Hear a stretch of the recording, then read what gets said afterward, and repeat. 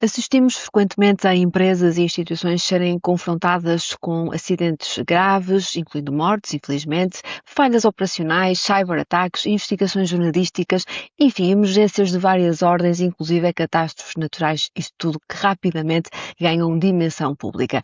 Quando isso acontece, ouvimos frequentemente dizer que a organização comunicou mal, mas será que esse é realmente o problema? Ou será que a comunicação revela apenas algo muito mais profundo?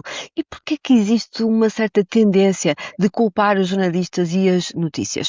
Este episódio do É Comunicar que nos entendemos propõe uma reflexão sobre este tema e numa perspectiva diferente. Por que continuam tantas organizações despreparadas para enfrentar uma crise?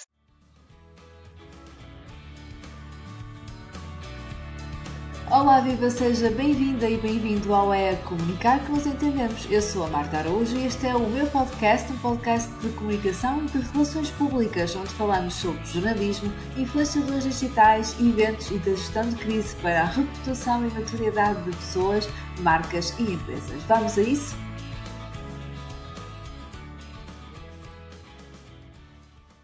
Quando falamos em gestão de crise, tendemos a pensar no momento em que tudo acontece, o acidente, o incêndio, a denúncia, a notícia, a conferência de imprensa, mas essa visão é redutora. Uma crise não começa de todo quando o telefone toca ou quando chegam os jornalistas. Começa muito, mas muito antes. E começa quando uma organização identifica os seus riscos, decide se quer preparar-se para eles e investe ou não em planeamento, organização, treino e liderança. Ao longo de mais de uma década, como jornalista, eu acompanhei inúmeras situações de crise em empresas e instituições. E hoje, enquanto consultora de comunicação em relações públicas e também enquanto formadora em gestão de comunicação de crises, acompanho organizações precisamente nesses momentos de maior pressão. E há aqui uma conclusão que retiro destas duas experiências. Na maioria dos casos, aquilo que falha não é apenas a comunicação, ela é importante, obviamente, mas aquilo que falha é a preparação.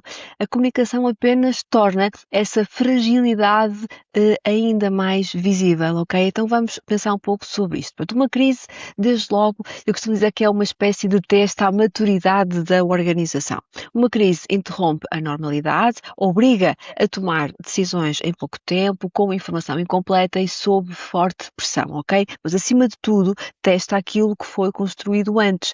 Testa o quê? Testa a liderança, testa os processos, testa a coordenação entre equipas e, acima de tudo, a capacidade de decisão, a gestão da informação, a relação entre departamentos, a articulação com autoridades, a proteção das pessoas, a continuidade da atividade e só depois testa a comunicação para o exterior, para a comunicação social. E é por isso que duas organizações podem enfrentar acontecimentos semelhantes e obter resultados completamente diferentes. A diferença raramente está apenas na gravidade da crise, está aonde? Está na qualidade da preparação e isto é efetivamente muito importante, porque o maior problema continua a ser justamente este, a falta de preparação. Nenhuma organização consegue, e isto é muito importante, eliminar totalmente o risco. Mesmo as empresas mais bem geridas podem, obviamente, enfrentar acidentes, falhas tecnológicas, incidentes ambientais, interrupções de cadeia de abastecimento,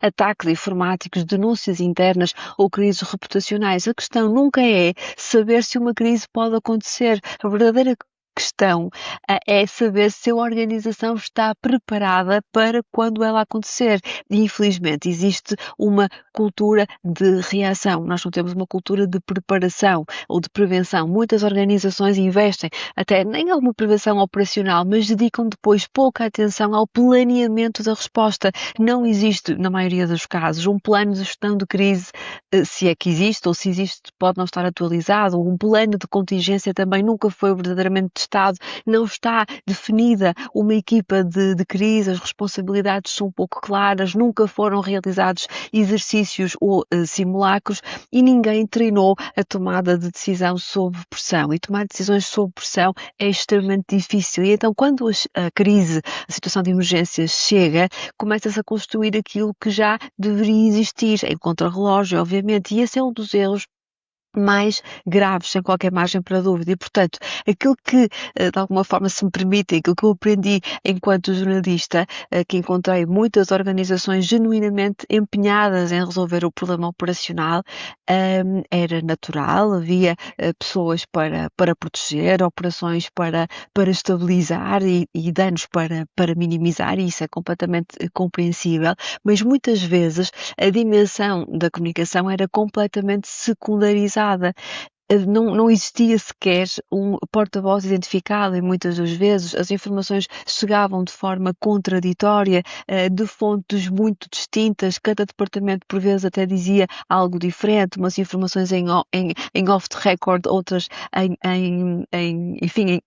em aberto, digamos assim, ou então as respostas demoravam demasiado tempo, instalava-se ali a expectativa de que o silêncio permitiria também ganhar tempo. Há muito esta teoria e depois mais tarde surgiam críticas à cobertura mediática, isto acontece imenso e hoje ainda mais, mas olhando para trás, a questão raramente era apenas jornalística, era sobretudo organizacional, porque uma organização que não consegue organizar, passa aqui o pleonasmo, internamente a sua resposta, dificilmente conseguiria, obviamente, explicar externamente aquilo que está a acontecer. Portanto, a comunicação é consequência e não é uma substituição. E um dos maiores equívocos é acreditar que preparar a comunicação de crise significa apenas fazer media training. O media training é importante, é muitíssimo importante. Nós temos que preparar as pessoas para falarem aos jornalistas, mas isto não substitui a preparação da organização.